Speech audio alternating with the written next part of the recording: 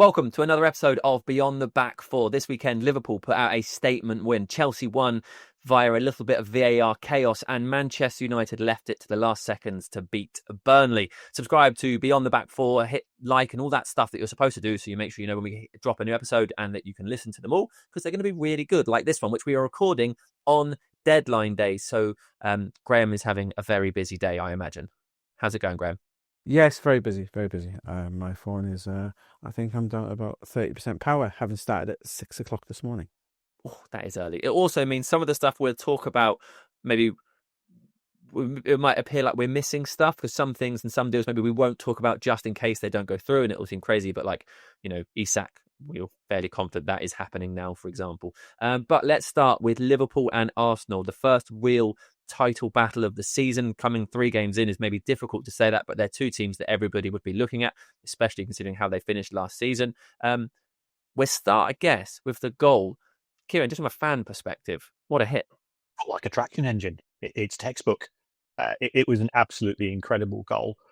And normally you might question the wall not doing its job from that distance, but it was a magnificent strike. The only issue I had was there interference from one of the Liverpool players in the ball, given the decision that we saw that went in favour of Chelsea the previous weekend. But yeah, from a technical perspective, top draw. Graham, one of the big talking points for this game was the tactical elements of Arsenal's starting lineup and whether or not they would be considered to be going for it. Would you say the way they played, the formation, the players they picked, like, for example, Eze was left to wait for his debut. What were your thoughts on that?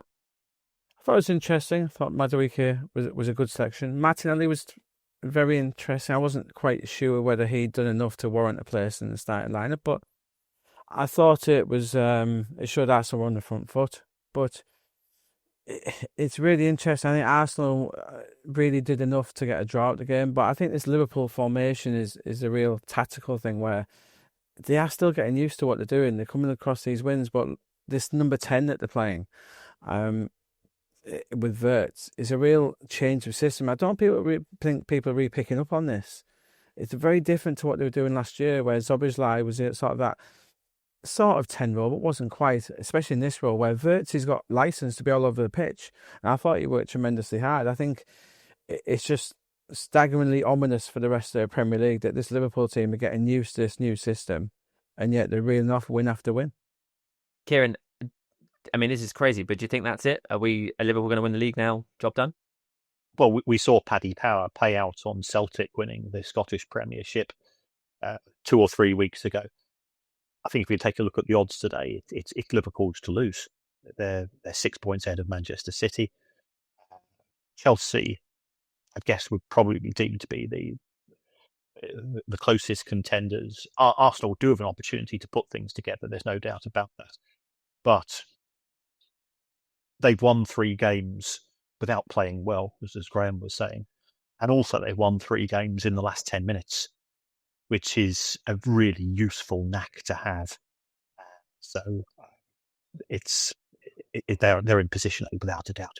And then we can assume that Alexander Isak, Graham, is joining. At the moment I'm saying this, I have no idea, but possibly Mark Gahey, by the time you listen, you'll know if that happened or not. This could be it for a very long time, couldn't it? If those additions are added to a squad that's already Premier League champions and already winning games. Yeah, it's a Liverpool team who are already enjoying a wonderful transfer window, probably the best in the Premier League, and they might be about to add another £150 million worth. Alexander Isak is done. He's on Merseyside for his medical. And yeah, adding him to that team is just, it's bordering on obscene, isn't it? They're adding arguably the world's best striker to that team. It's remarkable. It really is. And a pat on the back to Richard Hughes and his boss, Michael Edwards, where I remember doing pieces with a few Liverpool sites in January where they were really unhappy about the lack of spending at Liverpool because Kvaratskhelia was available and Liverpool didn't do it. They kept their powder dry. But they've been waiting for this and they were promised a big summer and they've really, really delivered. I know we've talked about this already, Kieran, but how have they gone about delivering and spending this much money? Because there are going to be clubs, fans of the likes of Aston Villa who'll think, well, we can never spend that, no matter what we do. Well, people don't give Liverpool enough credit on so many levels. They've increased the capacity of Anfield from 45,000 to 61,000 over the past few years.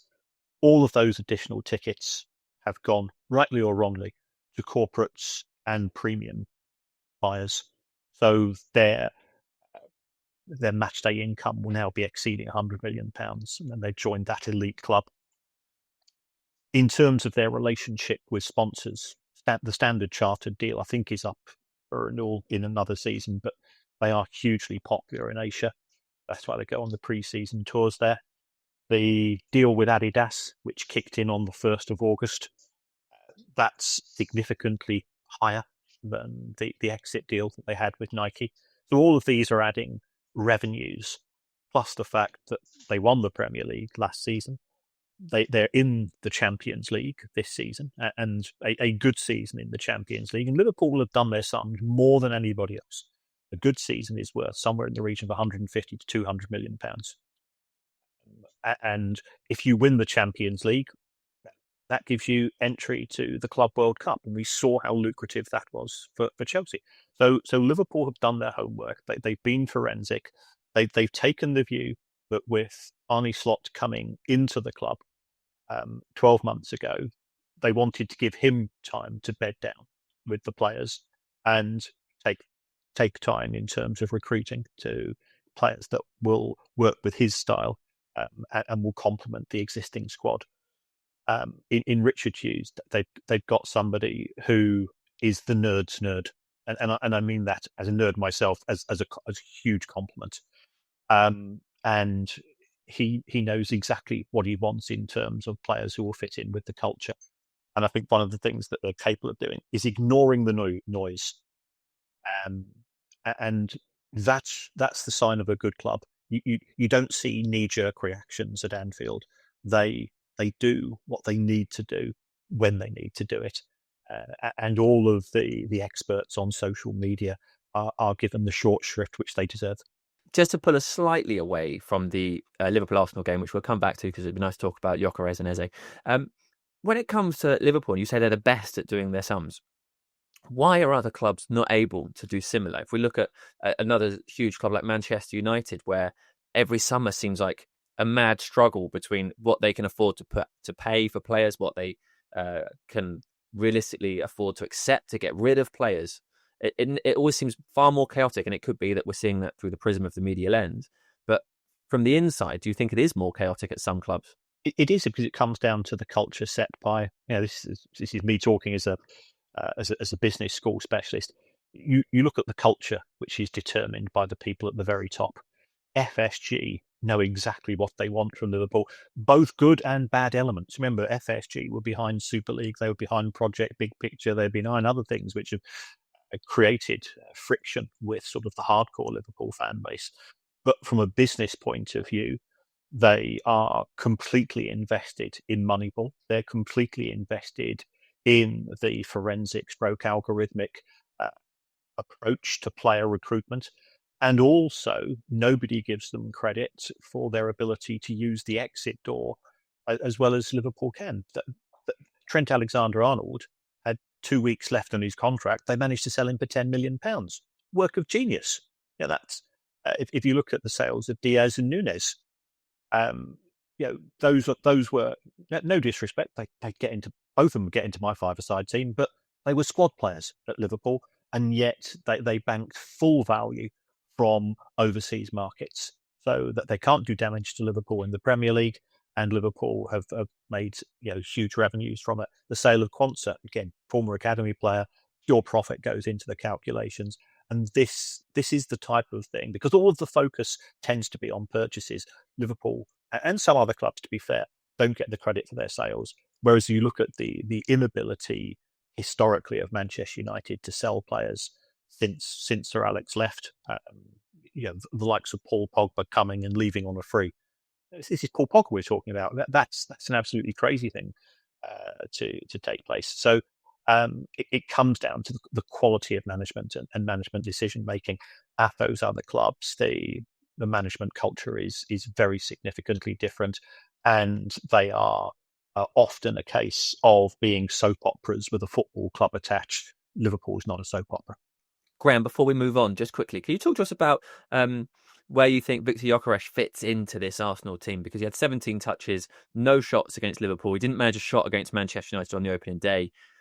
Is he that instant fix that maybe they were looking for? Or is he someone who's going to take a bit longer to bed into the team? I think the Arsenal system needs to learn how to integrate him properly. I think he's played okay. I think he's held the ball up really well, shown his physicality. He's not missing lots of chances.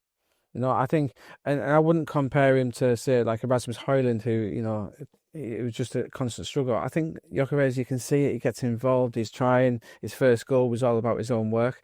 And I think they'll just get used to these new players being in the system. It's not always easy to integrate a new player, because this Arsenal team have never had a player like him before. It's very different to Kai Havertz. So I'm not worried about Gyökeres and this Arsenal system. It's been a tough start. All these injuries they're getting is not easy at all. But they're going to have to get themselves going after international break. They can't afford to give Liverpool a huge lead here. Okay, right, let's move on to Chelsea and their defeat of Fulham. So the goals were scored by João Pedro, scoring a fairly terrific header, and then Enzo scored the penalty, 2-0. However, that's not the story of the game, because of course Josh King opened the scoring, made it 1-0 to Fulham. VAR intervened, the goal was disallowed. Then the PGMOL came out and Michael Salisbury was replaced by John Brooks for the Liverpool-Arsenal game, because they felt that the error was not clear and obvious. He shouldn't have got involved. I imagine Fulham would have got an apology that wasn't especially useful. Obviously, if Mark was here with us, he would give us a referee's perspective. But let's look at this from an analytical perspective, not just a fan perspective. Kieran, what's your view on how this should be happening? I don't think PGML have covered themselves with glory, and that's been beneficial to Chelsea over the two fixtures already.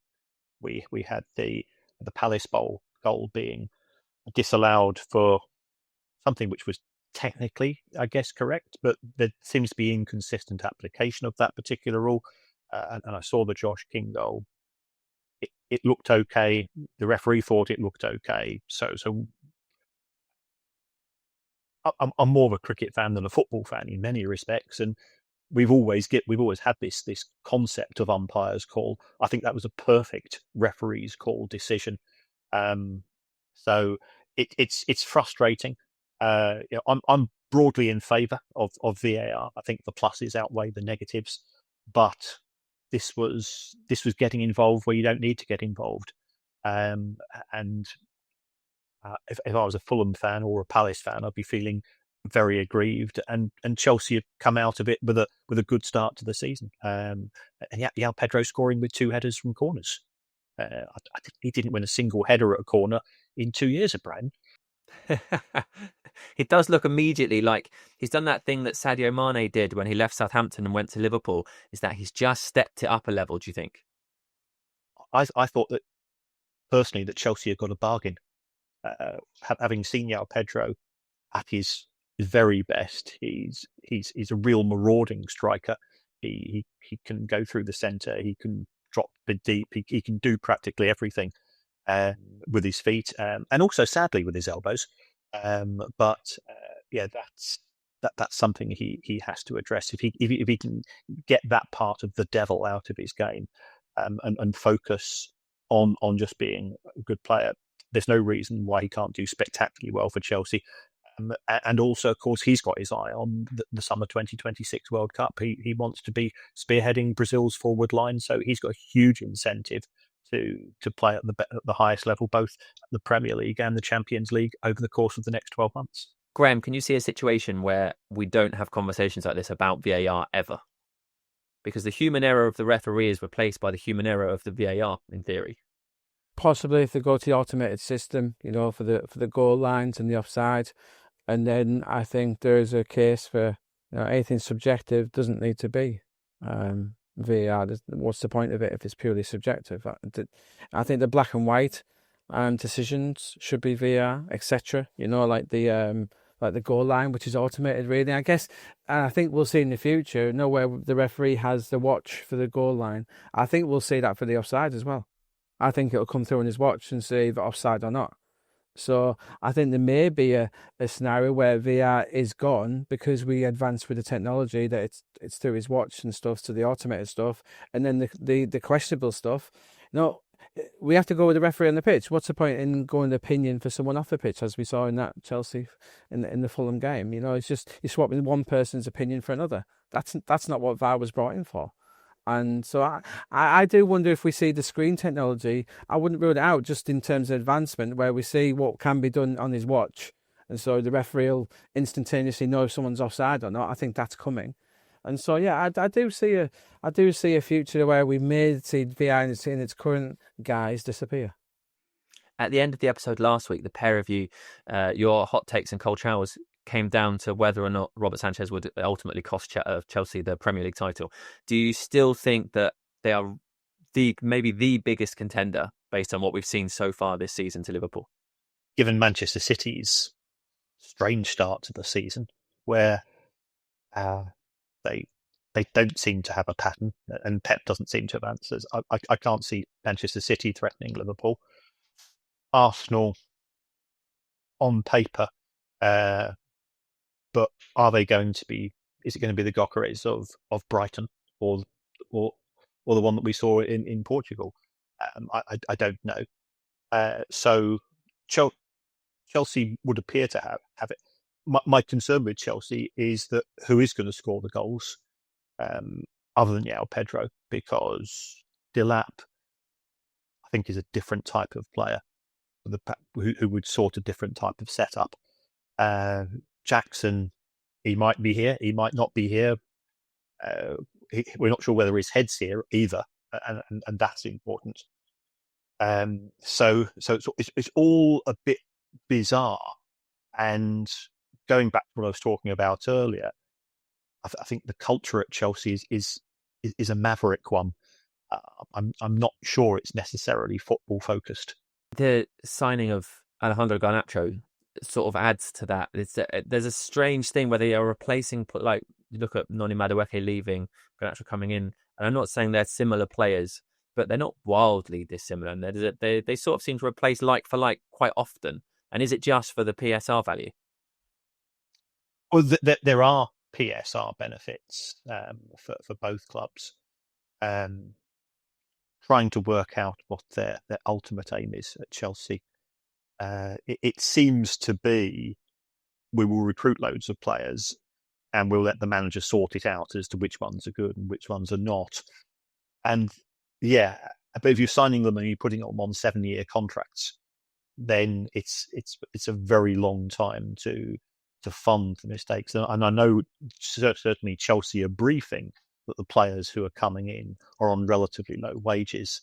That's not borne out by my calculations. The wage bill doesn't appear to be going down significantly. Although it could be that it's highly incentivized. Now, having seen a few contracts in the flesh, it is at times eye-watering what you see in terms of the ability to get on the pitch and the difference that makes. We're going to move on now to the most entertaining team in world football. Manchester United beat Burnley. Still wildly unpredictable. Still question marks over the goalkeepers. How long can this Manchester United team, Graham, play the way they are playing and pick up points consistently? Because the game against Burnley was won in the last seconds through a penalty that wasn't necessarily clear and obvious. It wasn't necessarily different to the penalty that the referee gave in the first half and that VAR overruled. So it's not like, they had one cleared off the line by a hand, they won the game. It still seems like they're winning on a coin flip, or indeed losing. Yeah, after the midweek loss to Grimsby, it wasn't quite the return to Old Trafford that Manchester United fans envisaged this weekend. I think the Cunha injury didn't help. Obviously, we did then see the strange decision and not being Šeško on, and it was Xerxes who made way, although he did play quite well. For me, as I've said in recent weeks, I think the issue with this Manchester United team is Bruno Fernandes. He is United's best player. He's the captain. Whether he's a good one or not is open to debate. But he just doesn't fit in this Amorim system. He really doesn't. And because of him, you're having to look for a new number 6. You're thinking about losing a Menu, and Ugarte doesn't work. And he's not a 10. He's not a 6. But the 8 doesn't work in that system. And it's not his fault. It's just as Amorim wants to play. But I think intrinsically, whilst Fernandes is in there and playing as an 8, the system as a whole isn't going to work. And I think that's a huge problem for Manchester United. And it's not going to solve itself. It's highly unlikely to be solved on Monday. Possible, but unlikely. And yeah, but I genuinely think, Sam, that's really the whole problem here with United. I think the rest of the team, you've got a few 10s, you've got your wing backs in, you've got your defenders. Looks like the goalkeeper situation is going to be resolved to a certain extent. But, until they get that midfield working, which is so important to this system, it's not really going to click to the point where Manchester United want to be challenging top 6. I think it's a real issue they've got. Do you think it's strange that they made the targets that they picked to prioritise in terms of transfers, and for 3 forward players in Sesko and Brumo and Cunha, where if they wanted someone like Baliba, they could have maybe that was more important and should have done that earlier in the window? Possibly. I think obviously it's become, I don't know whether they think that Bruno could play a deeper role and he's just not being able to do it or doesn't want to do it. Possibly. But yeah, I guess at some point though they've got to choose their poison. You can't do everything, and so that front 3 really needed work, and they've done that. They've done a very good job of it, bringing in those 3, and yeah, but it's a frustration for United, isn't it? You've seen them new players come in, and they do look pretty good. If Sesko aside, because we haven't really seen him. But yeah, I just think they've got themselves into a situation here where they're not far off, but that Fernandes situation is there. And I think it's probably really frustrating for United's hierarchy that you could have sold him early in the summer. Yeah, and I think it's a real lesson to be learnt for all clubs that don't listen to your fans when it comes to transfers and recruitment. The United fans were adamant that they couldn't lose Bruno early in the summer. When it was going around and when he was linked to Saudi, he has to stay. What is Sir Jim Ratcliffe thinking about even contemplating allowing Bruno to go? Whereas actually, if you look back, the sensible thing would have been to allow Bruno to go, and United would be in a lot healthier situation now, in my opinion, in terms of their overall team. What's your view on this, Kieran, the sort of process versus chaos that seems to engulf Manchester United? I don't think that they have a strategy. I think they are a reactive club rather than a club that has a 1-year plan, a 3-year plan, a 5-year plan. And that goes back to what we were talking earlier about when it came to Liverpool. And part of the problem is because it is Manchester United. And the smallest story coming out from Manchester United gets amplified through the megaphone of the fact that they've got the biggest fan base in the country. They've got the biggest Premier League fan base in the world. And everybody and his dog has an opinion about Manchester United. Under those circumstances, you really do need people at the top who can just say, this is what we're doing. We're going to stick to it. And we're going to follow this through. I think part of the problem is that you've got non-footballing people who have been connected with the club. Dave Brailsford was very good at cycling. Well, there's a difference between cycling and football. I think I've never tried the two at the same time. I don't think it would necessarily work. And just because something works in industry A doesn't necessarily mean it works in industry B. And we've seen that also from my point of view of how many successful business people have come into football who have made millions, and often tens, if not hundreds of millions, and think that therefore they have the recipe to run a football club, and they walk away 4 or 5 years later with their pockets truly emptied, because it is a unique industry. And I think you have to understand the culture of football, and you've got to understand that you are putting all of your investment into 25 young men of varying physical, mental, tactical, and technical skill sets, and it takes an understanding of the industry to be able to get them the maximum out of them. And Sir Alex was able to do that, but it's just proven to be beyond the capabilities of everybody that's followed him. It's interesting because the last three United managers were all sacked last week, over the last sort of 4 days, which is in itself an unusual thing. Graham, just quickly before we move on, should we be impressed by Burnley's start? Are you impressed by Burnley's start? It's been okay. No, to answer the question, no, not overly. I think they've been. I think they're okay. I think they're okay at Old Trafford, and haven't been impressed by the transfers really. But they're building for the Championship next season, so I think they've made some very good signings in that regard. Brozier, Ugachukwu, they are going down. It is what it is. But I think they're playing for next year, and not overly. I think United were there to be had at the weekend, and they just didn't quite get it over the line. I enjoyed that. No, I'm not. That was great. Right, it's time for hot takes, cold showers. I want the biggest opinion you've got in the world of football right now, and we'll find out which is most controversial and which is most realistic. So, Kieran, would you like to go first? I think that Ruben Amorim will be sacked by the time of the next transfer window. Wow. Okay. That's big. Graham. I like that actually, Kieran. It could surprise me. I think he's been a bit softly, and he's really hit me with that one. Really interesting. I think that Thomas Tuchel is going to stick with Jordan Henderson, and Jordan Henderson will go to the World Cup finals next year, despite the stinging media criticism. Because I know the squad was announced, so I thought I'd bring it round to the squad announcement. Seems to be lost in recent days. I think Jordan Henderson will be with England for the 2026 World Cup finals. Oh, well, that one's more depressing, probably.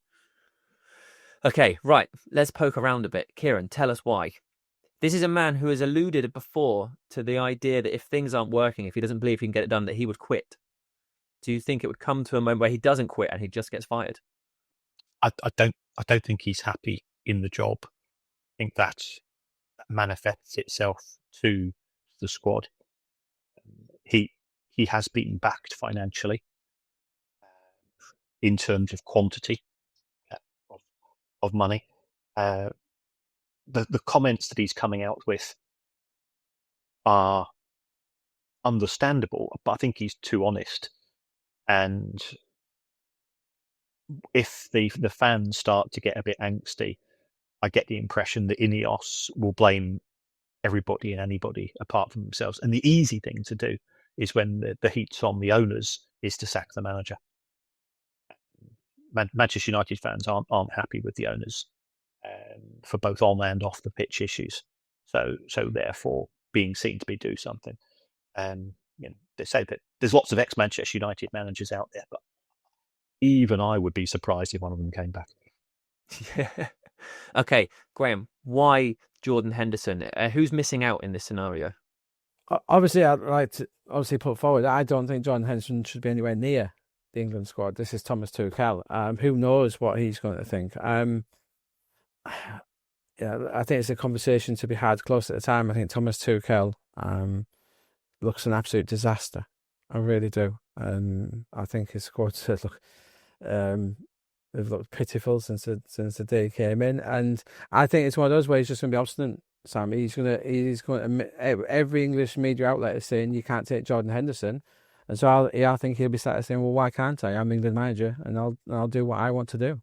And to a certain extent, there are places. Do you remember last time where there was? Lineker was leading the calls, get James Maddison in the squad, and eventually Maddison makes it to the squad, but then just doesn't appear on a football pitch for 1 second of the tournament. So to a certain extent, there are spaces for players that aren't going to be involved. Do you think he's just thought of as a good figure in the squad, or do you think he'd play? I think he might be that Conor Cody figure. We saw it was Qatar he went to, Conor Cody.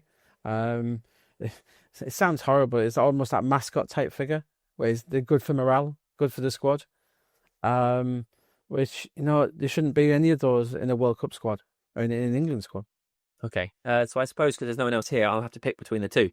So mostly because I don't know, both of them seem really reasonable and very believable, despite being both things that are not the most ideal, possibly. I'm going to go with that.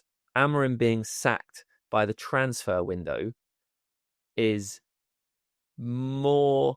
I'm going to send you for your cold shower because he's alluded to quitting. So I wonder if he would quit before he was fired. Whereas Henderson has been in every squad so far, so it seems reasonable that would just continue. If anything, it would be more unlikely that he suddenly pulls him out. But I don't like it. I don't know that anybody likes it. Feels unfair to Jordan Henderson, but it's not great, is it? It's not exciting ahead of a tournament. Yes, Jordan Henderson's in there. All right, that is the end of this one. Kieran, thank you very much. Graham, thank you very much. Make sure you are subscribed to Beyond the Back Four. The next episode will drop on Wednesday. Then we're back on Monday, and it will go on and on and on all through the glorious football season. See you on the next one.